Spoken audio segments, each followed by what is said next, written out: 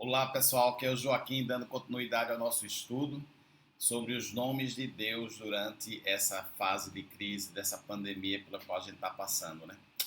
Um, Esse tempo continua a se estender, a gente está na quarta semana, pelo menos aqui para minha família, e cada vez mais a gente está se apegando à constância de quem Deus é, e quando a gente passa por uma fase em que dá a impressão que as coisas estão sempre mudando com a velocidade muito rápida, né? Então, a gente vai ver aqui o nosso estudo de hoje. A gente fez 6 estudos já, né, sobre os nomes de Deus. Anteriormente, a gente viu que Deus é o Deus que vê, Ele é o Deus criador, Ele é o Deus que é a nossa força, o Senhor que me cura, o Senhor que é o meu pastor e o Deus Todo-Poderoso que tudo pode. E hoje a gente vai estudar brevemente esse nome de Deus, Jeová Jireh, que significa o Senhor proverá. E a gente vê essa terminologia, esse nome de Deus algumas vezes no Velho Testamento. Primeira vez na história famosíssima de Abraão, quando Deus vai a Abraão e chama Abraão para sacrificar o seu filho Isaque. E, obviamente, essa passagem é uma passagem histórica que aconteceu, mas também é uma passagem profética que olha, né, para o futuro, para o sacrifício de Jesus na cruz e o processo de Deus Pai, assim como Abraão exemplificou na vida dele, de Deus Pai sacrificar o seu filho. Então a gente vê aqui esse nome, né, Jeová Jireh, em duas instâncias aqui nesse capítulo 22, que descreve o que aconteceu aqui com Abraão e Isaque. Anteriormente no capítulo, Deus apareceu para Abraão, né, e disse para ele, deu as instruções de sacrificar Isaque e de subir na montanha. A gente pega aqui no versículo 6. Abraão pegou a lenha para o holocausto e a colocou nos ombros de seu filho Isaque. E ele mesmo levou as brasas para o fogo e a faca. E caminhando os dois juntos, mais uma vez, para fazer a conexão com Cristo, está aqui Isaque carregando, né, a lenha para a brasa e a faca, que seria para o seu próprio sacrifício, mostrando aqui também um paralelo com o fato de Jesus carregando a sua própria cruz. Mas dando continuidade. E caminhando os dois juntos, Isaque disse a seu pai Abraão: Meu pai? Sim, meu filho, respondeu Abraão. Isaque perguntou: As brasas e as lenhas estão aqui, mas onde está o cordeiro para o holocausto? Respondeu Abraão: Deus mesmo há de prover o cordeiro para o holocausto, meu filho. E os dois continuaram a caminhar juntos. Lembre-se que esse ponto aqui da história, Abraão não sabe o que vai acontecer. Abraão não tem essa confiança necessariamente que Deus vai intervir e salvar a vida de Isaque.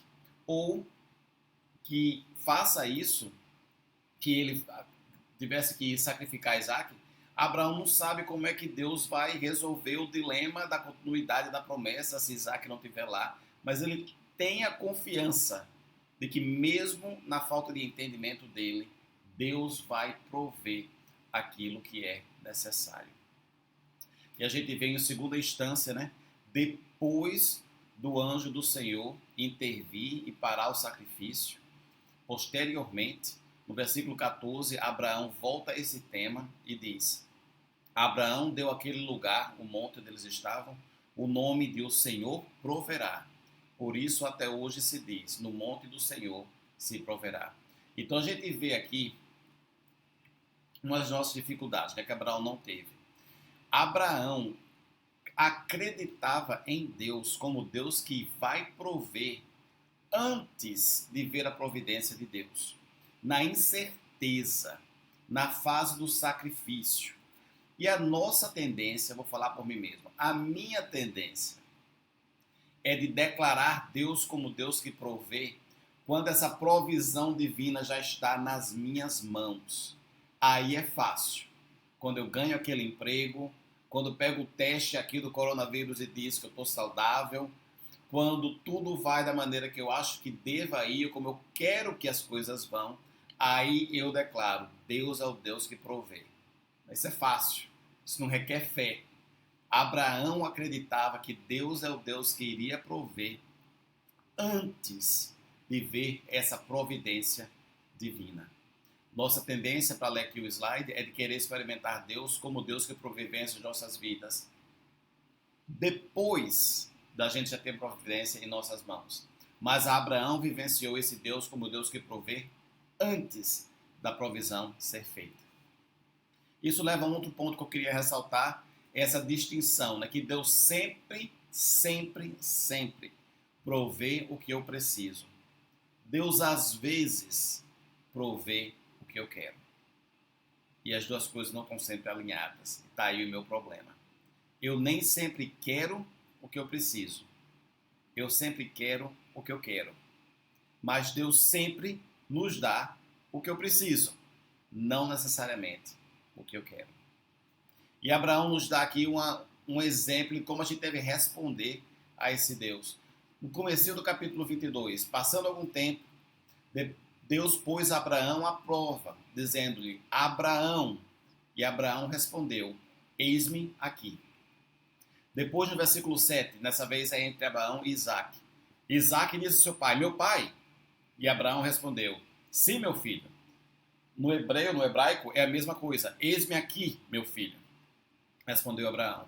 E depois, o anjo do Senhor aparece para Abraão para interceder. Versículo 11. Mas o anjo do Senhor o chamou do céu, Abraão, Abraão. E respondeu Abraão, eis-me aqui. Está aí uma frase que faz um resumo de como a gente deve responder para esse Deus que tudo provê. Eis-me aqui. Fica então um desafio para mim e para você. Quais são os sacrifícios que Deus está pedindo que você faça hoje na sua vida? Sacrifício da rotina, sacrifício do trabalho, sacrifício da liberdade de ir e vir, sacrifício de tempo pessoalmente com os amigos, com a sua comunidade, sacrifício de quê? E onde e como é que esse Deus está se revelando como seu Jeová Jireh, como Deus que provê nessa época de sacrifício, antes de você ter essa provisão nas suas vidas? Que a nossa resposta seja igual à resposta de Abraão. Eis-me aqui. Eu acredito, eu estou presente, eu confio, eu vou fazer, vou sacrificar o que o Senhor está querendo que eu sacrifique, meu Deus. Eis-me aqui, porque eu acredito que o Senhor é o Deus que provê. Deus abençoe e até a próxima.